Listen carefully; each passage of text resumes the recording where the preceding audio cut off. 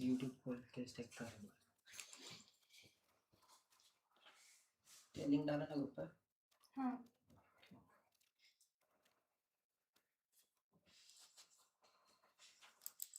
चार लोग देख रहे हैं। इधर क्या करना? उधर कुछ नहीं। ये वो अच्छा चैट के लिए। ये तो आपके फोन से भी चलेगा। लाइट लाइट ऑन है ना?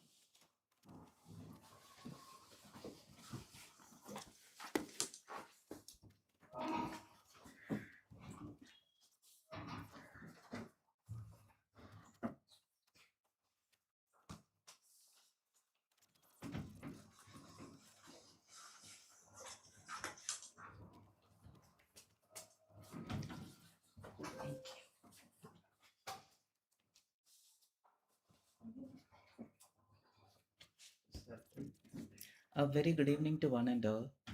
On behalf of the Department of Zoology of SVKM's Mitibai College of Arts, Chauhan Institute of Science, and Amritben Jeevanlal College of Commerce and Economics, today, on occasion of the World Elephant Day, it gives me immense pleasure to welcome you all to this session titled The Mahabharata of Chinnakana for Insights into Human Elephant Conflicts. It's inspired by the great epic Mahabharata and two stories of six wild tuskers from the awe-inspiring living book that we call Nature. It's based on two books that I'm writing currently. The first one being The Legends of Jambuland, and the second one is the Mahabharata of Chinnakennal, whose scope I contemplate to broaden to a wider area. Before we begin this session, I would like to I would like to request you all to please answer a couple of questions. Coming to my first question, I just want you all to imagine a village where people are going about with their normal routine and a wild elephant walks alongside with neither of them panicking or even bothered about each other. Do you think that this kind of coexistence is ever possible? Please answer in the chat box with yes or no. You can type Y for yes or N for no. What do you think? Do you think that this kind of a coexistence is ever possible?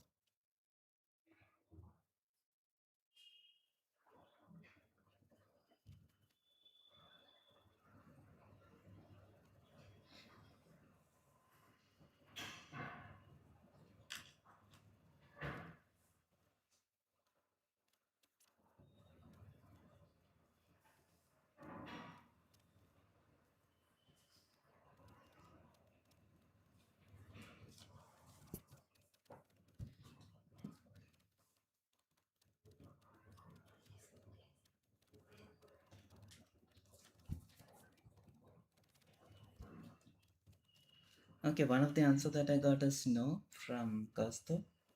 Aditya says yes.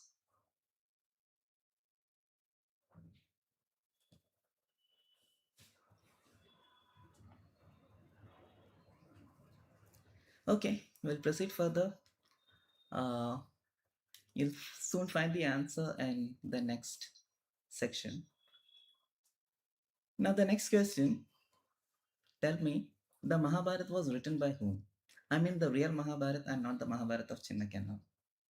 Please type your answer in the chat box.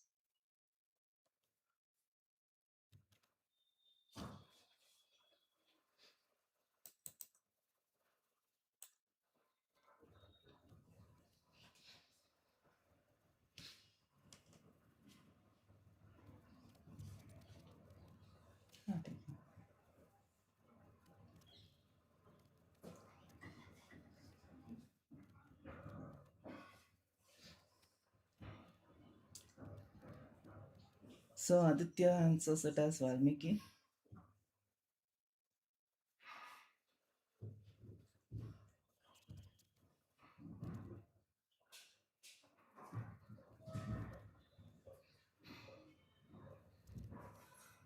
Can I get some more answers? Kaustubh, Maharshi Vyas, Tanuja, Sage Vyas.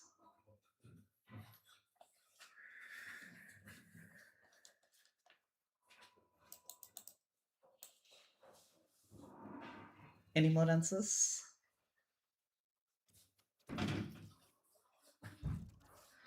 Well, there is an element of surprise that you will soon discover once the session begins.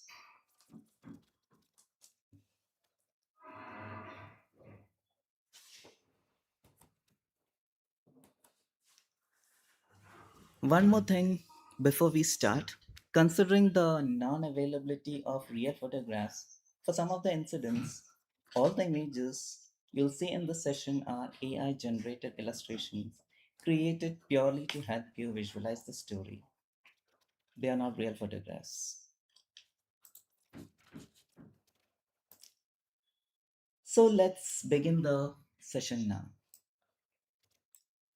Om Gan Ganapataye Nama. Every new beginning feels right when we invite the sacred into our thoughts. a presence we can picture and trust, in a form we can truly hold close in both our mind and heart. For many of us, that form is Lord Ganesha, his elephant head symbolizing wisdom, and his revered title, Vignahata, meaning the remover of obstacles. And there exists a striking parallel in the wild too. Elephants, nature's own ecosystem engineers who open paths, disperse seeds, and shape landscapes so that countless other species can flourish. In their slow and deliberate ways, they too remove obstacles and clear the way for life. So, when I invoke Ganesha or Ganapati, I do so with a special sense of gratitude. The elephant, both as a sacred symbol and as a living presence in the wild, has inspired and guided the journey that led to this session in a way I never anticipated. How? It all began with a video. A vlogger walking through Ayatumugam, a quiet village near the Adirpalli waterfalls in Kerala. His camera capturing a group of villagers going about their evening.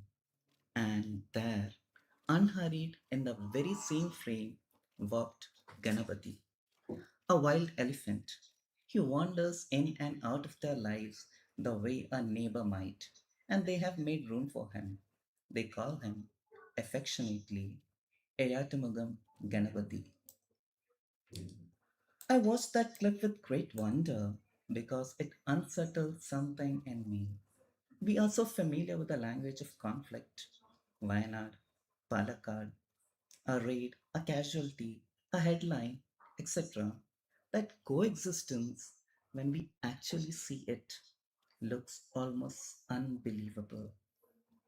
A village and a wild elephant, a powerful and potentially dangerous beast, sharing an evening, sharing a life. My mind wouldn't let it go. If this is possible here, why is it so rare elsewhere? What turns a shared landscape into a battlefield? Why do elephants raid?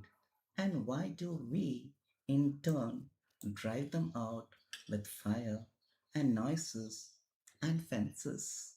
Why? Why? Why? I didn't have an answer. So fittingly, it was Lord Ganesha, once again, who guided and led me to where the answers might be found. Yes, to the great epic written by him, the Mahabharata. But wasn't the Mahabharata written by Vedvyas, as most of you have answered? Not quite. The story goes that Vyas composed it, but he did not write it down himself. It came to him so fast, so vast, that his hand simply couldn't keep pace with his mind. He needed Lord Ganesh to be his scribe or writer. That problem was never unique to Vyas alone. Don't we all face that kind of a difficulty? I experience it often, including while preparing for this very session. My best thinking arrives at dawn when I am awake but still on bed. By the time I have settled down to note it down during my 2 hour commute to college on the train, most of it's already gone. My hand simply never keeps pace with the mind. Vyas needed divine help to close that gap. The rest of us simply learn to grieve what we lose in translation and try to say what we can. What I saved eventually was this: the Mahabharata isn't just a story about a war that happened once, long ago, between two families. As a child, I watched it and read it for the thrill of watching good triumph over evil. As I grew older, that thrill gave way to something immensely profound: the realization that Kurukshetra was never really a place, it was and is a condition. I experience it almost daily in the form of small wars fought inside my own mind before taking any decision, where conflicting loyalties and fears, fight for the right to become my next action. Now multiply that by every mind, every family, every era, and you begin to see it. Every age feels its own Pandavas and Kauravas, its own righteous claims colliding. The war of Mahabharata was never truly silent after Kurukshetra. It only changes address. Today, I want to take you to one of its newer address, not on any historical map, not fought with bows and arrows or swords, but every bit as real. It's written instead in the language of our own century, shrinking forest cover, expanding roads, frightened families, displaced herds. Its venue today for this session is the breathtaking, contested landscape of Chinnakana in Kerala, where humans and elephants are now locked in a struggle that, at its root, is not so different from the one fought at Kurukshetra. A struggle for space, a struggle for survival, a struggle for the right to belong. This is the Mahabharata of Chinnakana, not a tale of villains and heroes painted in black and white, but of two forms of life, human and elephant, whose destinies have collided and who must now find a way to share what remains. Just as the Bhagavad Gita rose out of the heart of Kurukshetra as a conversation between the guiding wisdom of Krishna and the confused and restless mind of Arjuna, I hope this session becomes a conversation on its own between the restless mind and the wiser intellect within each of us.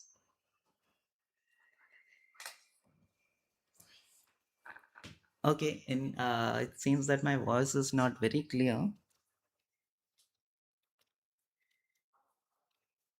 Is it better now?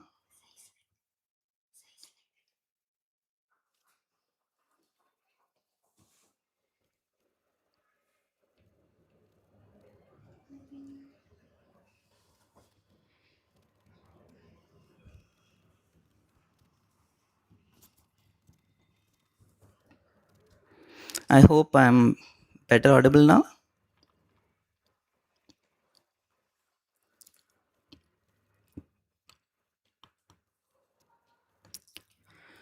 So, as I was saying,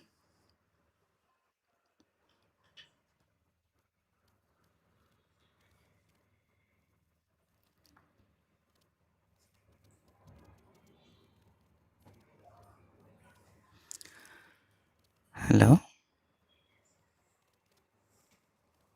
hello.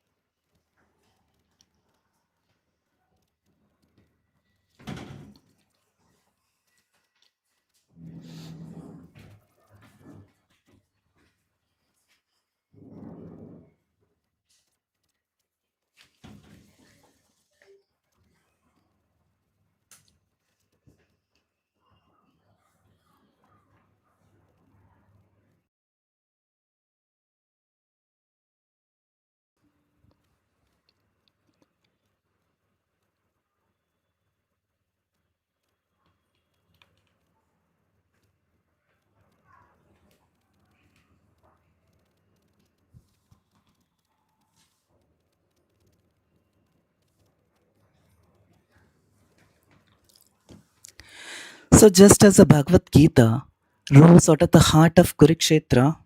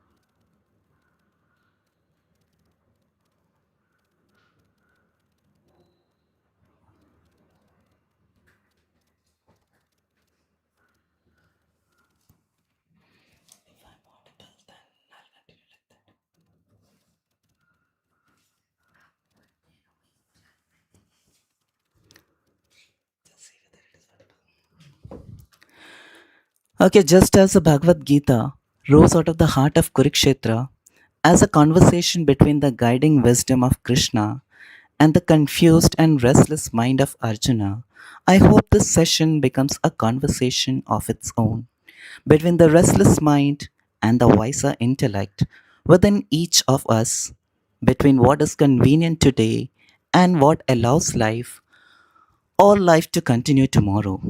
Because conflict rarely dissolves through force. It dissolves the moment we see the larger picture clearly enough to recognize the other's claim as legitimate as our own.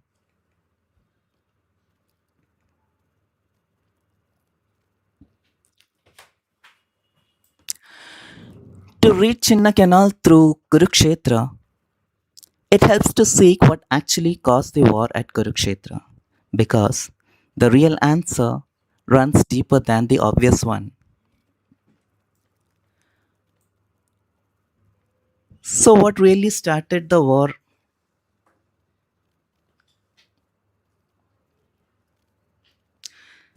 So, what really started the war at Kurukshetra? Who was the cause of the great war at Kurukshetra? What do you think? Who was one person who was responsible for the war of Mahabharat?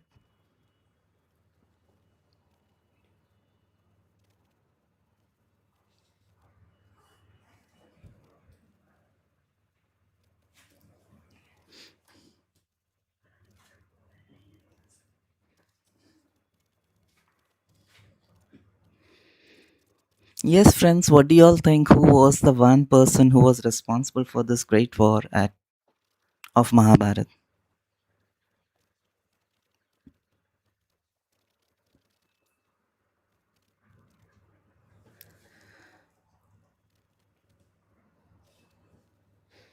So Iron Get says it's Duryodhan. Aditya says it's Duryodhan. Best Priest says it's Draupadi.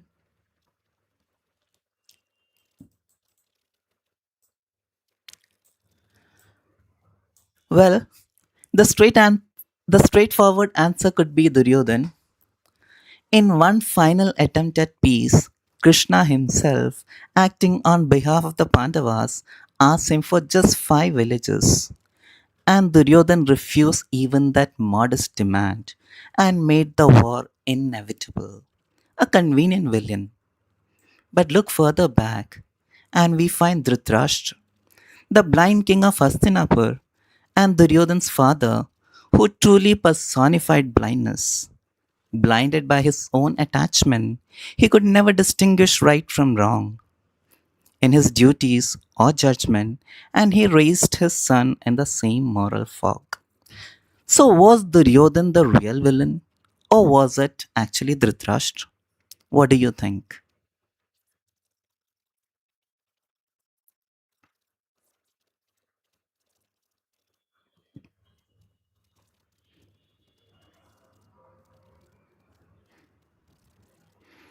Any answers?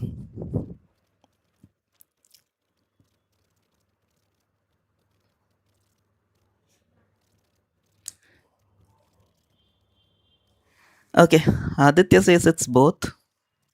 Kaustubh Jadhav says it's Shakuni. Yes, Shakuni has been a driving force for Duryodhan. Any other answers?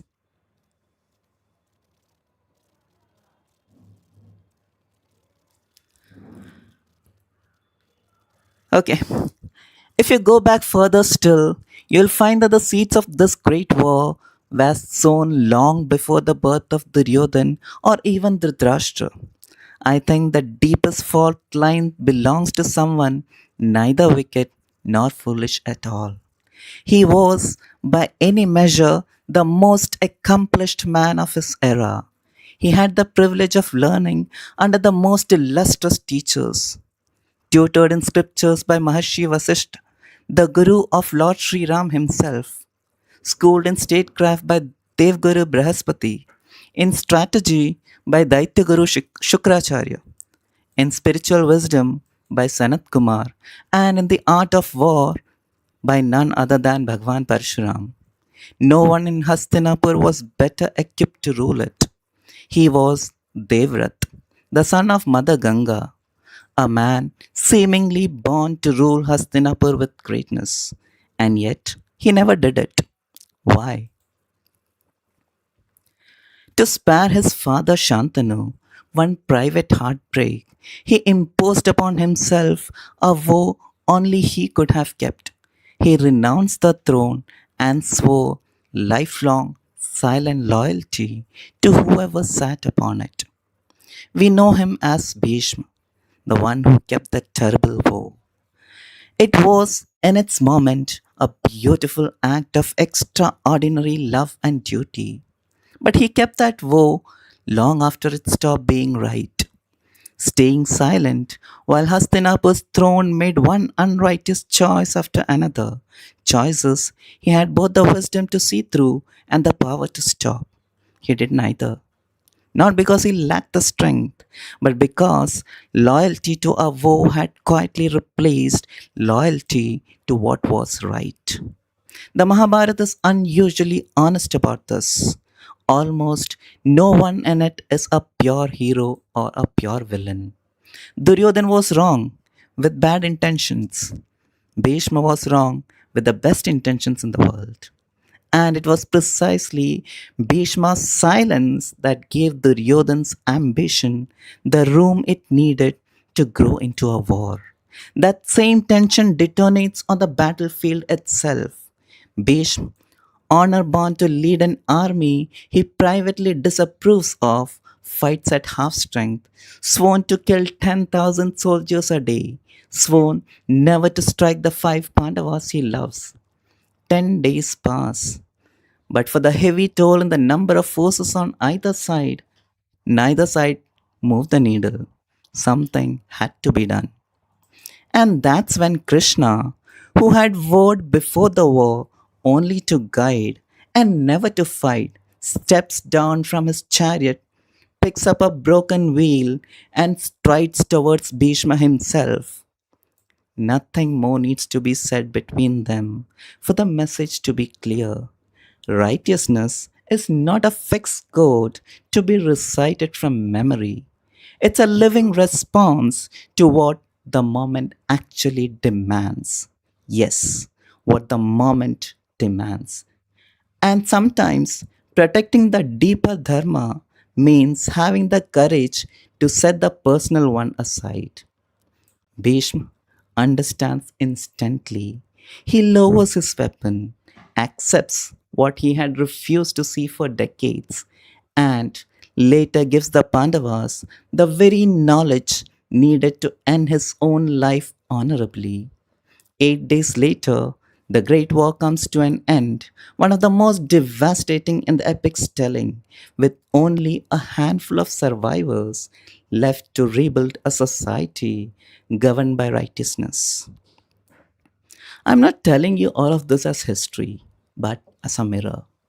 Because in the story of Chinna Canal too, there is a Duryodhan whose appetite refuses reasonable compromise, a Dhritarashtra whose decisions are made blind to the cost, and hardest of all to recognize, a Bhishma in each one of us, capable, well intentioned, quietly complicit through a vow of silence we have each taken in our own way as policy, as habit, as convenient distance from the problem. And somewhere in the story, there must also be a moment like Krishna's, the courage to break an old, comfortable vow because the moment now demands something more urgent than loyalty to how things have always been done. That is the real work of this session, not simply to catalogue the conflict at Chinnakana, but to ask honestly which of these figures we already are. And more importantly, whether we are willing to become the one this moment actually needs. So let's take a short journey together to this Kurukshetra. Pull up the map of Kerala in your mind. Find Idukki.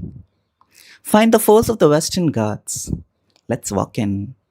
The road to Chinna Canal goes straight through Munnar, so named because of the three rivers that meet here: Mudirapura, Nallatanni, and Kundali or Kundala. Muna means three and Are means stream. So Munnar means that land where three rivers meet. And anyway, even if you haven't been there, Munnar barely needs an introduction. Tea gardens, terrace after terrace of verdant green, Shola forest tucked into the folds of the hills, dark, cool, older than any plantations around them, and Anamudi standing over it all, the highest peak to the south of the Himalayas. Mist that doesn't fall so much as just arrive. And somewhere up in those grasslands, the Nilgiri Thar found nowhere else on the earth other than the southern Western Ghats. It is one of the most beautiful places I have ever stood in. And here's the thing, it's already a place where human and elephant share space. Munnar has its own gentle celebrity. A wild tusker the town had nicknamed Padayappa after a Rajinikanth film. He wanders through the residential lanes and even onto highway. No particular hurry, no particular malice. Limping slightly on an old injury, unmistakable for his long tusk. Traffic stops for him the way it might for a local dignitary. For years, he has never harmed a soul. Munnar, in its own unplanned way, learned to make room for him. I mentioned Padayappa deliberately before we go any further because he is proof that the story I'm going to tell you isn't really about elephants being dangerous or humans being cruel. It's about what happens when the same ordinary sharing of space is placed under enough pressure to break. About 22 kilometers past Munnar, the land changes. The tea gardens give way to something wilder: grasslands, shola forest, cardamom estates, which slowly blur into the jungle. This is Chinna Canal in Idukki's Udumbanchola Taluk, and right beside it is Shantampara. Look a little longer at the map, and the names around it start to matter. Anayarangal, Bodhimettu, Singukandan, Simandibalam. These aren't just village names, they are waypoints on a route elephants were using long before any of these settlements existed. Anarangal even carries it in the name, roughly the place where elephants descend. Ana means elephant, Erangal means to descend. Thus, Anarangal means the place where elephants descend. This whole stretch sits inside one of the old corridors linking the high ranges around Munnar and the Anamala in the north to the Periyar Tiger Reserve further south. A corridor isn't scenery. Think of it more like a vein. Block a vein, and something starts to starve. This is where the human story enters, and I want to tell it carefully because it has no villain in it. A.K. Antony, by most accounts I have come across, is one of the cleanest politicians Kerala has produced. A rare reputation in any country's politics.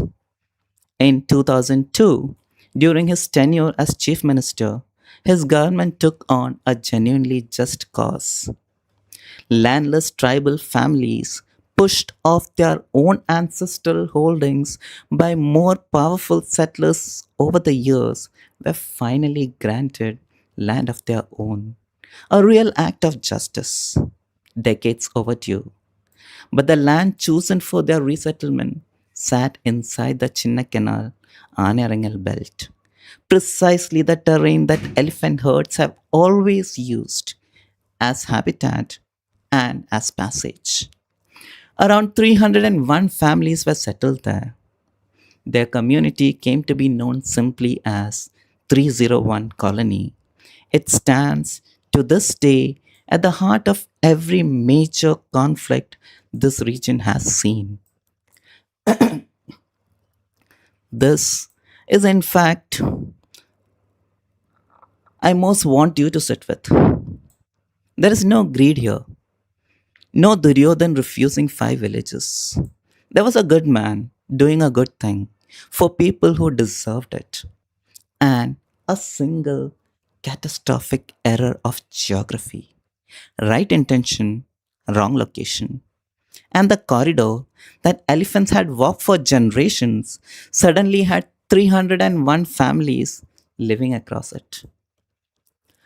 What follows from that decision is not an abstract statistic. It has faces, names, and reputations. Because in a landscape where elephants and humans are pressed so close together, every recurring tusker earns a legend of its own. So let's continue this journey through Munnar and into Chinnakanal and meet them.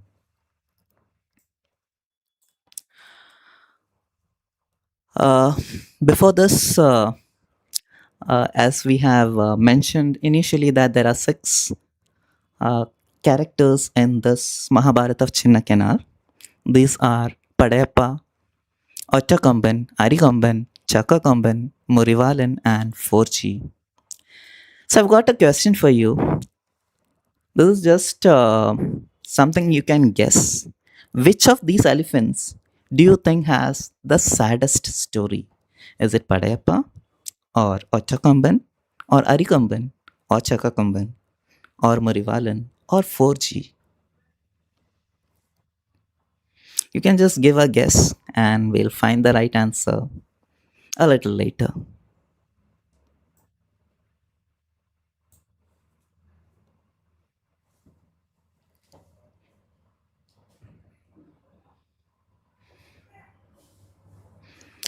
Arikamban is the first answer.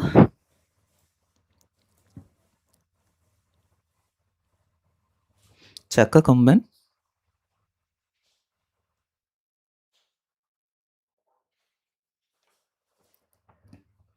all of them.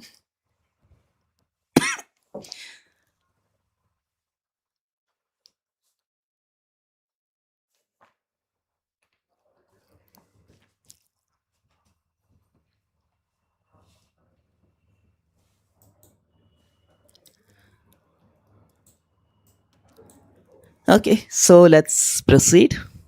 There's a stretch of road between Munnar and Marayur where the mist comes down in the afternoon like a curtain.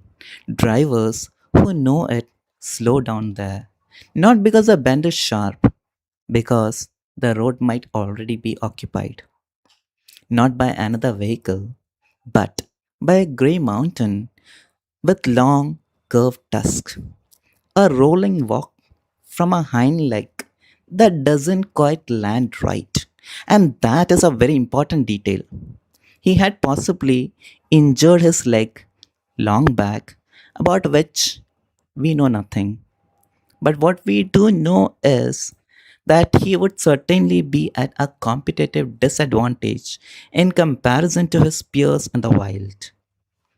But the intelligent creature that he is, he ventured out of the wild in search of better opportunities in the town and soon transformed his misfortune into an advantage, learning to live with humans, fulfilling his appetite with his rightful share peacefully. He is Padayappa, the king in the mist. They named him after that Rajnikant film, a character who was unhurried, unintimidated, played entirely by his own rules. When this tusker showed up on the road, the name just fit. A biographical account of this elephant is truly fascinating and thoroughly insightful. However, pressed with the limitation of time, I have to restrict myself to highlighting just a few interesting incidents from his life. The year 2001. The Chief Minister's convoy, A.K. Antony himself, is descending from Munnar. Sirens outriders, the whole apparatus of the state. The convoy stops. Why? Padayappa is standing on the road. Not aggressive, just present. The chief minister waited. For, in the high ranges, ecological power outranks political power. We'll move on to another incident about a decade later, 2015, the case of the hidden carrots. Shopkeepers, tired of losing their stock to this gentle giant, hid a sack of carrots under a bridge.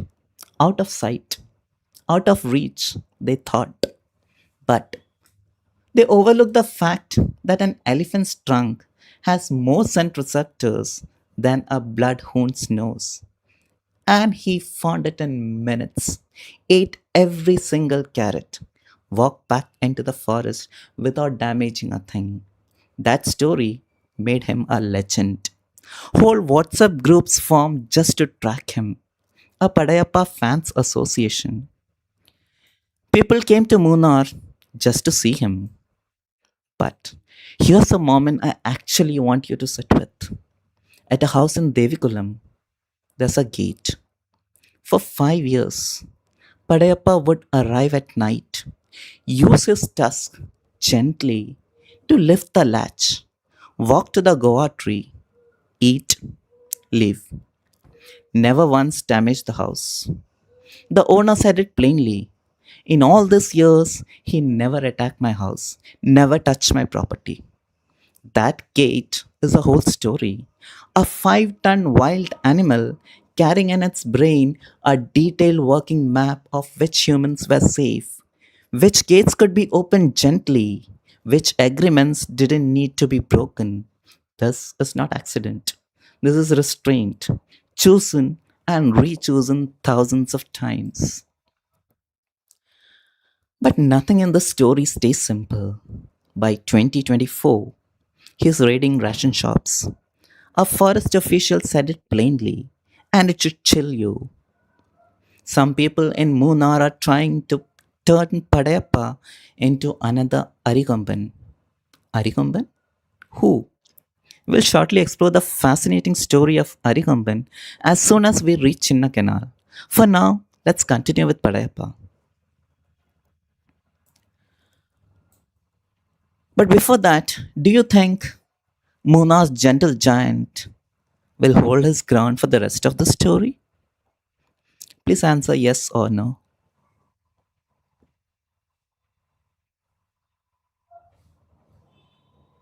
No? Yes?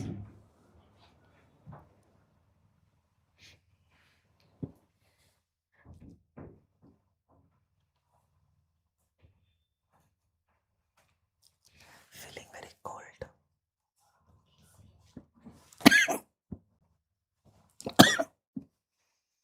Any further answers? Okay, let's proceed further. September 2024.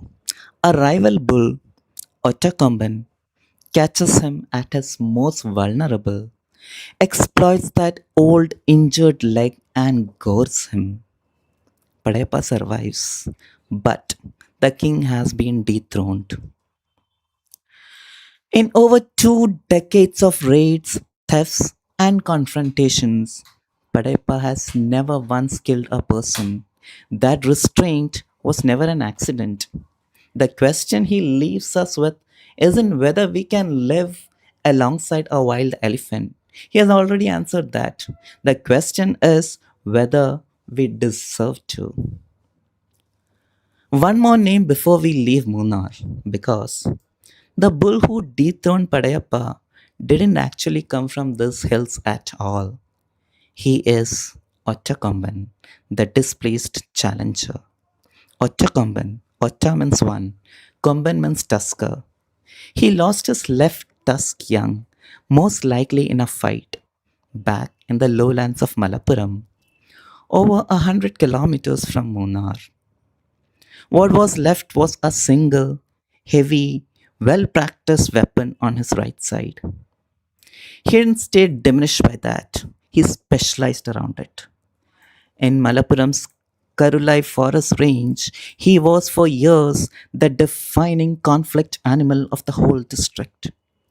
70% of every recorded elephant encounter there traced back to him alone. Plantain was his target again and again. And in 2014, scientists tried something new on him, a beehive fence. Elephants, for all their size, are genuinely afraid of bees. 20 hives strung along his usual routes on a tripwire at chest height. It worked in the way conservation science defines working. 9 times out of 14, he smelled the bees and turned away before he even reached the wire. His success rate against it dropped to just 14%. And here's what that success actually meant. Ottakamban didn't stop raiding.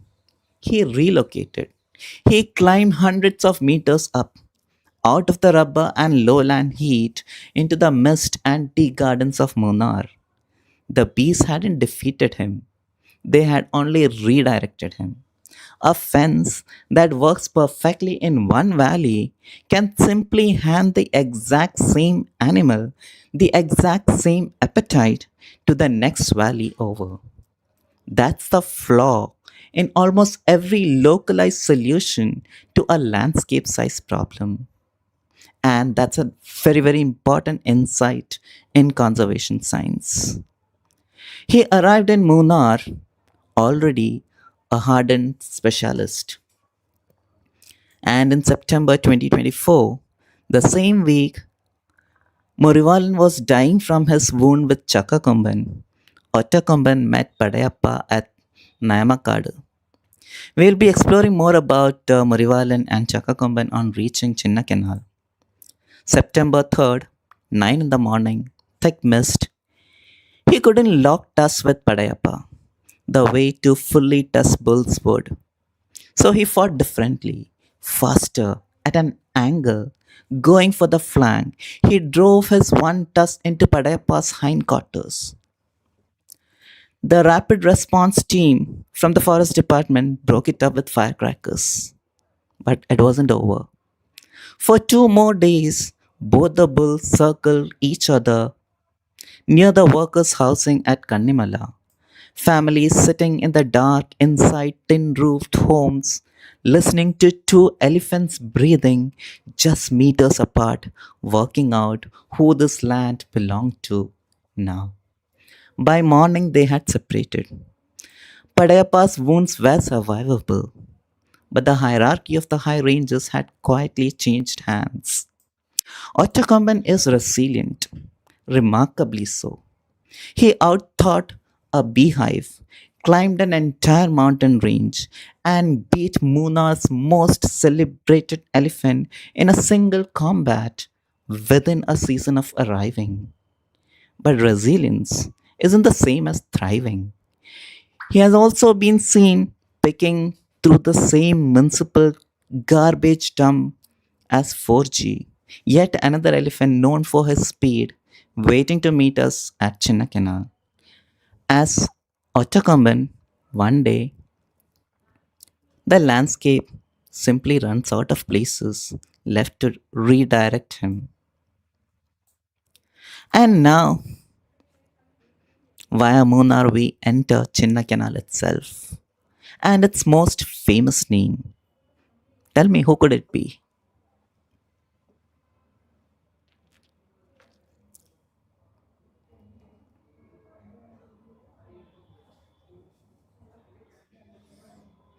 Arikomban. And you are absolutely right. He is none other than Arikomban, the rice tusker. Ari means rice, Komban means tusker. He was born into a crime scene. Not his crime, ours. Around 1986, in the cardamom estates of Chinnakanal, a corridor elephants had walked for longer than any human record. Remembered not on any map but in the minds of generations of matriarchs. That was the time that he was born. And between 2001 and 2005, As we have already seen, the Kerala government settled over 300 landless tribal families directly across that corridor. Good intentions, but catastrophic ecological illiteracy. As we have already seen, a point to be noted, the elephant never got a memo. These huts stored rice, and rice is close to a perfect food for an elephant. Dense in calories, easy to eat even with worn teeth. For a young bull growing up as his forest kept shrinking, these ration shops weren't a temptation. They were a solution to a problem humans had created. For almost 2 decades, more than 75 buildings were destroyed. One shop in Panniyar estate raided 9 times in a single year. 2017, the forest department tries to capture him, brings in Kaleem, one of the most celebrated Kumki elephants in South India. Kumkis, by the way, are captive elephants that are trained to control their wild cousins during capture operations. But Arikamban uses the terrain he has known his whole life, slips the dart, and walks away. By 2023, Chinna Canal is at breaking point. And then something remarkable happens. The law steps in on the elephant side. Animal rights groups argue he is being punished for the government's own failure to protect a corridor. The Kerala High Court agrees. Yet, something had to be done, and it was decided to relocate him rather than imprison him in captivity. April 29, 2023. 150 personnel, 4 Kumki elephants. Dr. Arun Zakaria, Kerala's celebrated chief veterinary surgeon, takes the shot. It takes hours, ropes, mud, rain, a gigantic beast fighting the sedative with everything he has. They load him onto a truck, fit a GPS collar, and for the first time in his life, Arikamban leaves Chinna Canal to the lush green jungles of Periyar Tiger Reserve. He doesn't stay though. His collar shows him moving with purpose towards Tamil Nadu. He's detected a ration shop scent from 20 kilometers away and started walking. May 27, 2023. He comes down into the town of Kumbam, not a forest fringe, an actual town with streets and traffic. He panics, overturns auto rickshaws. A 57-year-old auto rickshaw driver named Paul Raj falls while fleeing. He dies of his injury 3 days later.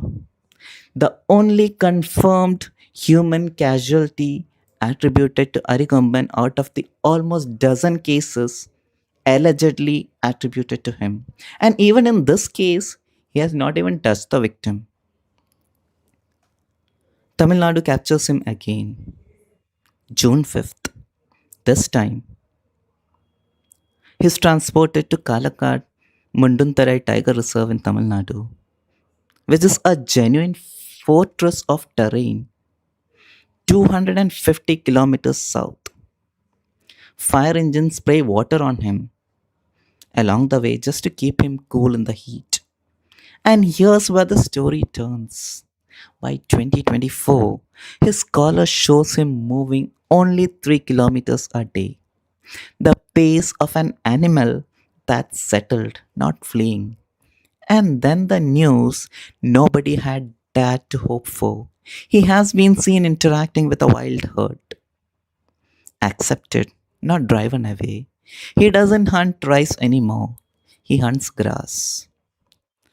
Back in Chinna Canal, though, nothing changed.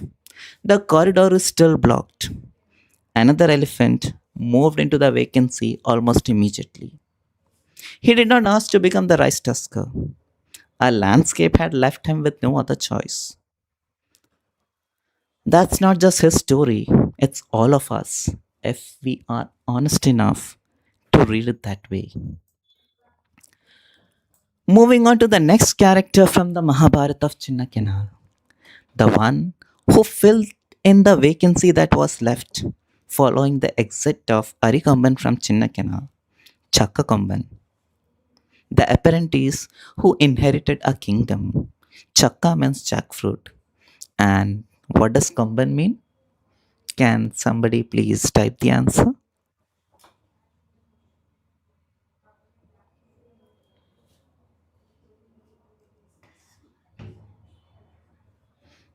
Only Adi is there.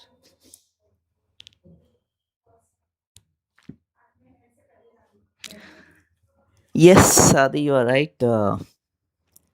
Kamban means tusker. So Chaka Kamban means the rice, means the jackfruit tusker.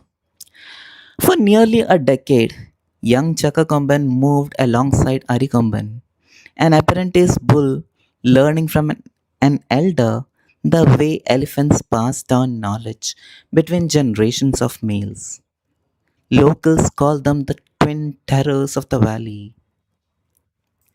Where Arikamban broke a wall, Chakakamban was always nearby, at the jackfruit tree, at the tree line, watching, learning, absorbing everything at almost no risk to himself.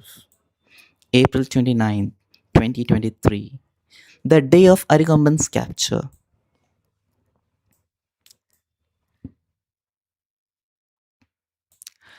Chakakamban was right there beside him.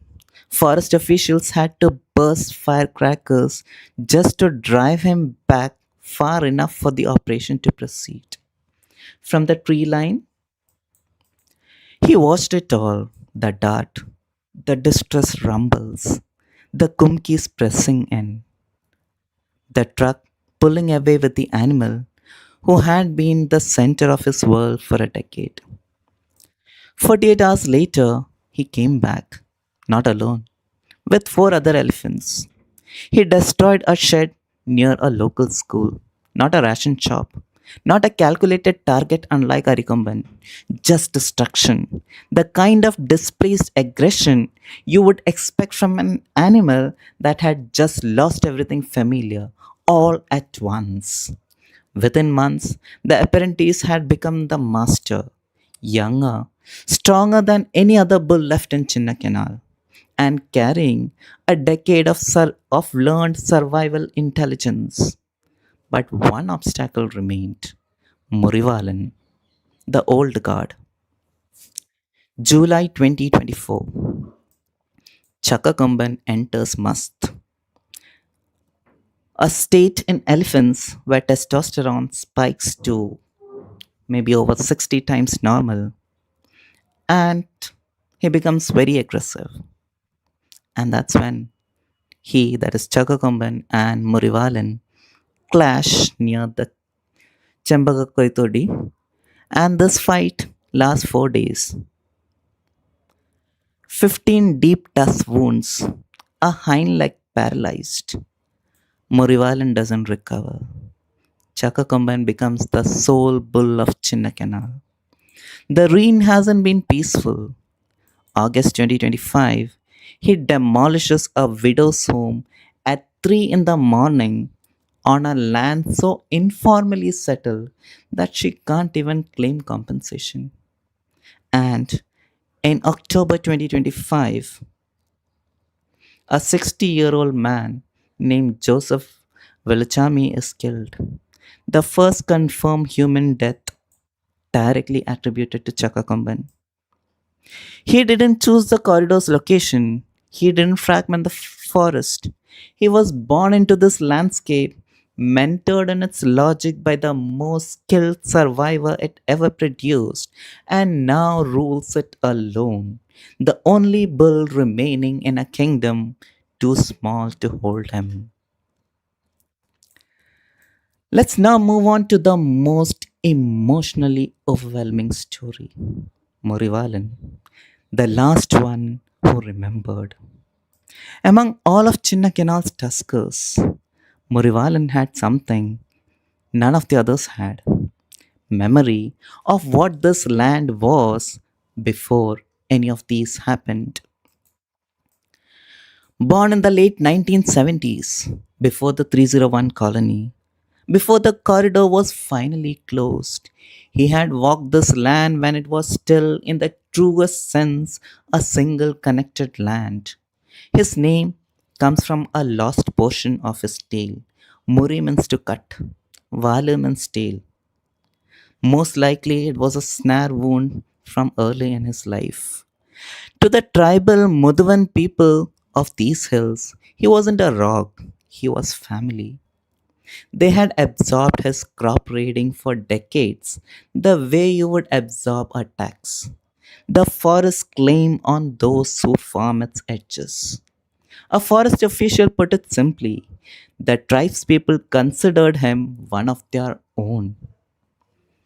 June 2023, on the Munnar Mathupetti Road, Morivalan with three cow elephants block the road in thick mist. A car tries to squeeze past. He charges at it decisively but briefly. Point made, he steps aside and lets the rest of the traffic through. Not chaos, a boundary enforced.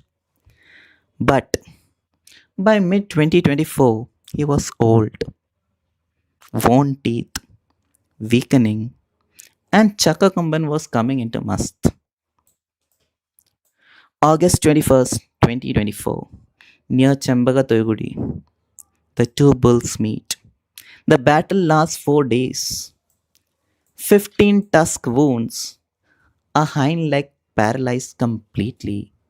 He drags himself into the forest he had known his whole life and goes to ground.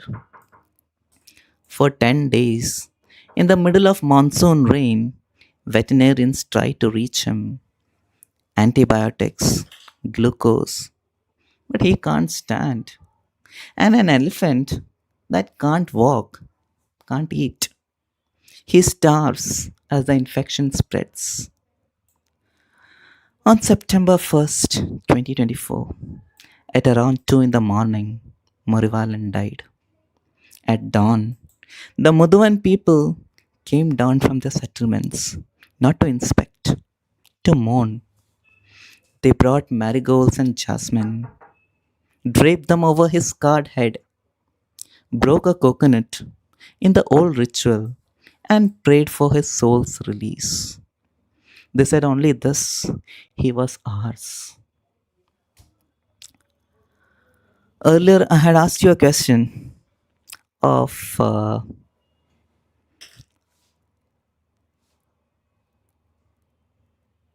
which elephant story was the saddest, and I think it is this Morivalan. And that is what real coexistence looks like. Not a policy, not an aspiration. People who had spent decades absorbing what he cost them, standing in the rain to mourn him anyway, because loss and love were never actually two different things. They were the same relationship, seen from two different sides. And now, the newest name in the story, and maybe the most unsettling: 4G, faster than fences. Named in the mid 2010 when 4G networks were rolling out across the hills. He struck and vanished before rapid response team of the forest department could even turn their jeeps around. The name was the community's way of admitting we cannot keep up with this one. He is single tusked. His other tusk lost young to injury or maybe to a fight which no one witnessed, where Arikomban was a siege engineer, methodically dismantling walls. 4G is a guerrilla, fast, asymmetric, impossible to pin down. His signature move, what I call the grandest maneuver. Muna's tea estates are ringed with solar electric fences, 6 to 9,000 volts. 4G learned that a fallen tree pressed against the wire grounds the current completely. So he finds a eucalyptus grandis near a fence line, pushes it, slow, steady pressure until it topples across the wire, waits, listens for the fence box to go quiet, then steps over the wreckage, carefully lifting his feet high because even he isn't fully certain that the danger's gone. That's not instinct. That's a causal chain held in work in memory. Tree falls, current drops, crossing becomes possible, executed reliably across multiple fences in multiple places. November 2020, Ikanagar. Night raid on a roadside shop. He pries the tin wall open with his one tusk, calmly topples two motorcycles blocking his path. Not aggression, not clearing the table, eats what he came for, vanishes into the trees. Just 4 minutes, start to finish. February 2025, near Devikulam. Four tourists from Liverpool round a bend and startle him. He doesn't wait. He charges down the embankment, flips their car onto its roof. They survive, hanging upside down in the wreckage. He doesn't pursue. He had neutralized the threat. He moves on. And then there's the image that should stay with you the longest.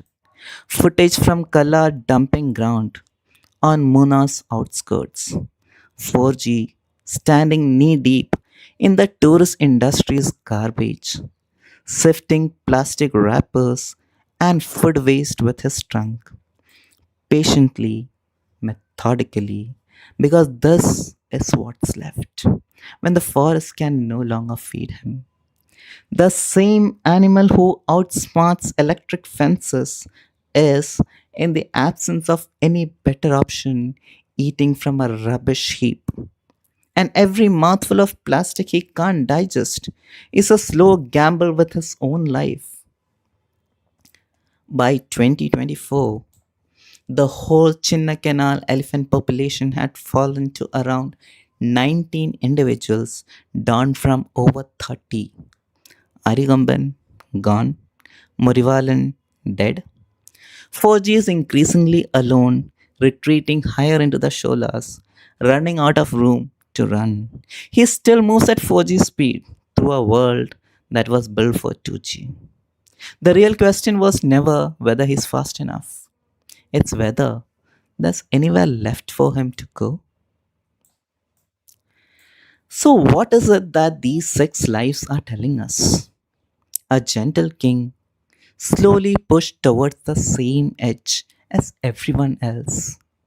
A challenger driven out of one valley by a genuinely good conservation idea only to unseat that king in the next. An orphan turned fugitive turned finally into something like redeemed. An apprentice who inherited a kingdom he never asked for. An elder who remembered a world that no longer exists, mourned by the very people who still call him family. And a survivor, faster than anything we have built to stop him, running out of forest to run into. None of them choose this. Not one decision here belongs to them. Every broken wall, every death, every 4 day battle, every fence that simply moved the problem one valley over.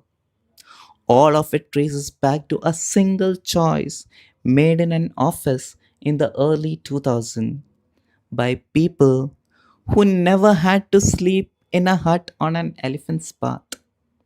This is Chinnakanal's own Mahabharat, not written by any sage, written by us. One resettlement, one fence, one shrinking corridor at a time, and it is still being written today in real time while we sit here.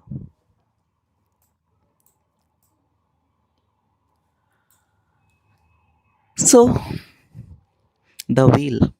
Remember the wheel that was picked up by Krishna. So, which of these figures are we already? I asked you that question a while ago, and I meant it more than rhetoric. Because Krishna didn't answer Bhishma with a speech. He answered by picking up a broken wheel and walking forward. So, before we close, I want to hand you the wheel too. Not a lecture on policy, just four small, honest things. The first one, don't build on the path again. Before any resettlement, any road, any colony rises in these hills, somebody needs to ask the question nobody asked in 2002. Is this a corridor? The second, stop rotating the cast. Chakakomban inherited Arikomban's territory within weeks. Ottakomban climbed an entire mountain range just to dethrone Padayappa. The unit of the solution has to be the corridor, not individual elephants. The third, compensate the families nobody registered. The ones living on the very corridor the state itself created are too often the least protected once it turns dangerous. And the fourth, the hardest, break your own vow of silence.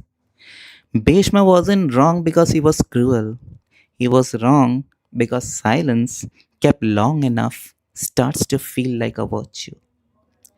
You don't need to be a forest officer to pick up this wheel. You just need to stop staying quiet. That's it. Four small things.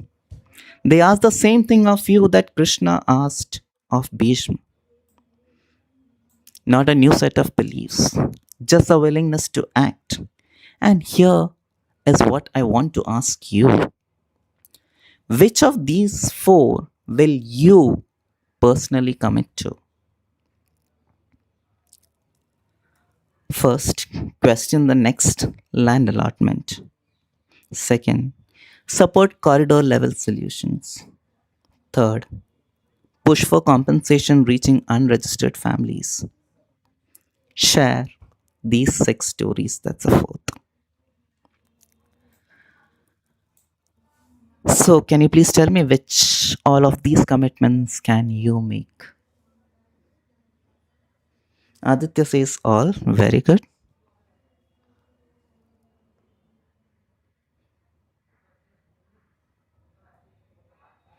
Any more answers, please?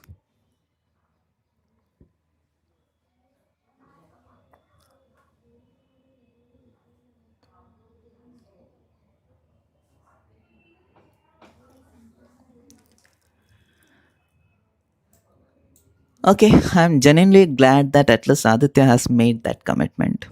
It takes courage. And I don't say that lightly. But let me leave you with one more question in the same spirit as everything I have said today. If somewhere down the road that commitment starts working against the very righteousness that inspired it, will you have the courage to break it too? Think about it. Even Krishna's wheel was never a rule, it was a response to a moment. I would like to believe that. Let yours be also the same. One last thing before we conclude. I told you a modern Mahabharata tonight, but I told it from a safe distance. Chinna Canal sits over 1,000 kilometers from where I am sitting right now in Mumbai. A story is always easier to get fascinated by from far away. The closer it gets, the more it starts to get uncomfortable or even hurts because it stops being someone else's story and start being ours or yours. This was never really just the Mahabharata of Chinna Canal. This was a Mahabharata of myself. For each of you listening, it may be your own. As a teacher, as a family member, as a father, as a son, as a citizen, I am pulled most days between duties that don't agree with each other. And in that tangle, one question keeps surfacing: what is righteous right now, in this moment? Not what the books once prescribed, not what was right yesterday, only what this moment actually asks of me. I used to think righteousness was a fixed list: truth, patience, tolerance, generosity. Noble values, all of them. But even the noblest virtue, past its moment, can turn from a medicine into a poison. Just think about what happens to a medicine past its expiry date. Righteousness was never a quote to memorize. It's a living answer given again again to whatever is standing in front of you. And when you see later that you got it wrong, the next righteous act is simply this: admit it and correct the course. It took me years to learn that. I wish I had learned it sooner. Perhaps many of the mistakes could have been avoided. Perhaps I'm still learning. But if this reflection helps even one of us face our own Mahabharat with greater courage and wisdom, then sharing it today is the rightest thing to do. And I believe it certainly can help in mitigating conflicts, not just human elephant conflicts or even human wildlife conflicts, but just about any conflict in general. As for Chinnakenal, Padayappa never broke his own code in over 2 decades of living beside us. Arikomban is grazing again at 3 kilometers a day in a forest that finally has room for him. Chakakomban still rules a kingdom too small to hold him. Ottakomban is still climbing, and somewhere in the Muduvan hills there are marigolds that were once laid in genuine grief on Murivalan's head. The Mahabharata of Chinna Kiral is still being written every single day. The only real question left is whether we are willing to be more than silent witness to how it ends. As for this session, just like any other session, this one too should end with a question answer session.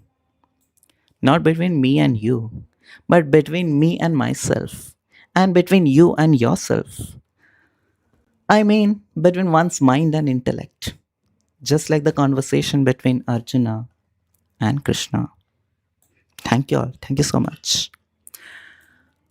I would like to thank the magnanimity of our management as we came for providing us with one of the finest infrastructure in the country for the cause of education. I thank our principal, Professor Kritika Desai, for her support and guidance. I thank all members of our zoology department for the continuous support and encouragement that I have always received. I would like to thank Dr. Devang from Computer Science Department and his student for providing us with the technical assistance. My special thanks to my most enthusiastic, energetic, and passionate students, Sana, Tia, and Aditya, for rendering all the assistance in making this session possible. My heartfelt gratitude to my family and students for always motivating and inspiring me. And a big thank you to each one of you for the investment of your valuable time to attend this session. I would also request you all to please fill in the feedback form that would be the link of which would be shared with you. That would be of great help. Thank you all once again. Thank you so much.